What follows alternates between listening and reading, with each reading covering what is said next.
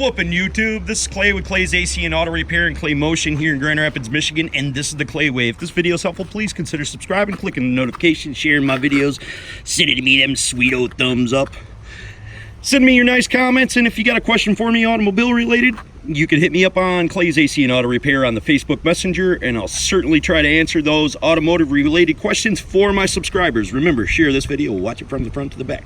Anyways, so we're working on a 2008 Dodge Sprinter, same as the Mercedes Sprinter, freightliner Sprinter, and we've got these crappy looking magnets that hold the doors right here, and we need to take these out. And I just wanted to show you real quick how these come out. It's actually pretty simple, and I feel a little bit stupid about destroying the other side, but now I know, and no one's half the battle. Go Joe. So 50 seconds of just to tell you that these unscrew out of here, and you take a big old pair of channel locks and you turn them, and obviously we need to replace both of these channel locks, and you just unscrew them.